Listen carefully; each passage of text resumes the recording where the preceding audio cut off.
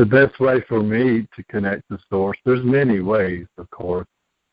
Doing what you love, playing music, art, the work we're doing, teaching. There's many ways, but the best way for me is to sit really still in what we call meditation, go inside, and you have to stop the mind before this happens. And I'm sure you all have done meditation.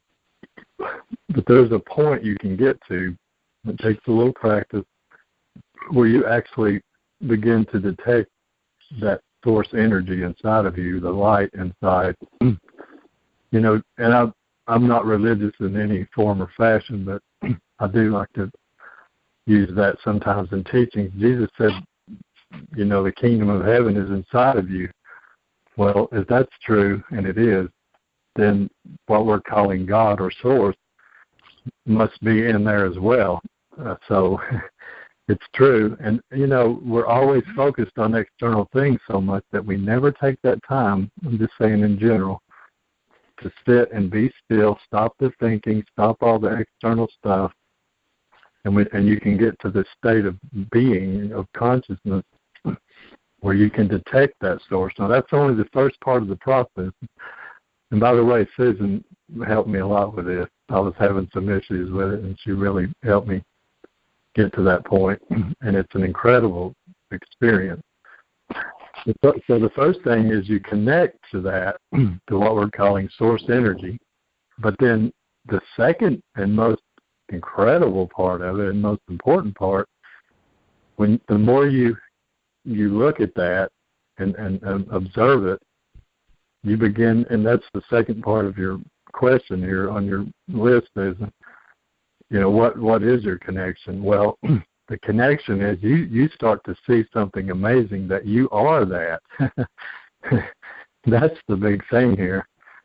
And when that happens, I would call that complete, full enlightenment, to realize your true identity. And then, so that's just an incredible experience that I encourage everyone to do when they can take time in the day. The third question, do you understand the government and religion are control systems that exercise power over us? Absolutely. That's how I got really started in this. I began to look at all of this stuff in the 3D world and the matrix, as we call it. And after maybe 3 years of just such deep searching and going to the bottom of the rabbit hole, and I went to the very bottom of it,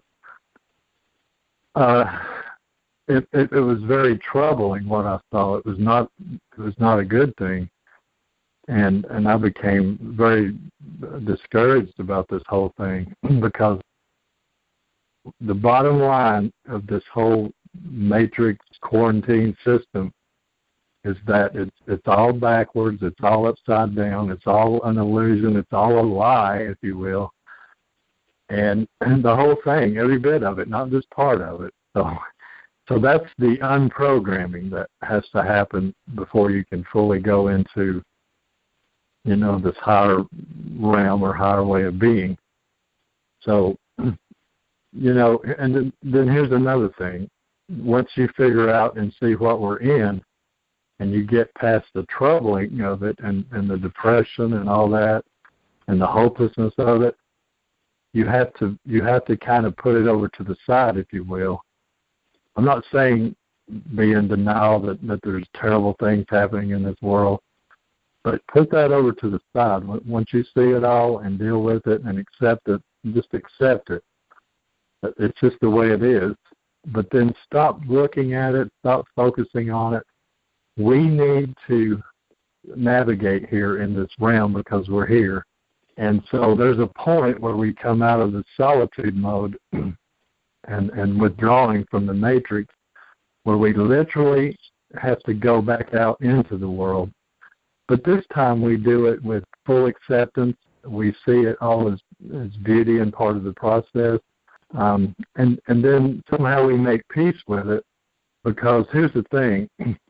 you have to be able not only to function in the higher realms, the higher dimensions, and I'm saying higher and lower just for illustration, the higher vibrational frequencies. You have to be able to function in those realms correctly, but if you can't focus if you can't function in the 3D world, then you're not going to do too well in the other world. So we have to be able to do this, and that, to me, that's probably the greatest part of this soul journey. It's coming back down a little. You think the ascension part is hard, which it's not so hard. The hard part is coming back down and being able to function here. And once again, a good illustration by a master. He said, if you don't know the things of this world, how can I tell you about things of the other world, of heaven and the higher realms? So we have to be able to function correctly here in 3D. I'm not, believe me, I'm still, I thought I was doing it really good years ago. But, it's a process. We're all doing it. We're doing great. But that's really, these things have control, but ultimately we have control over the whole thing.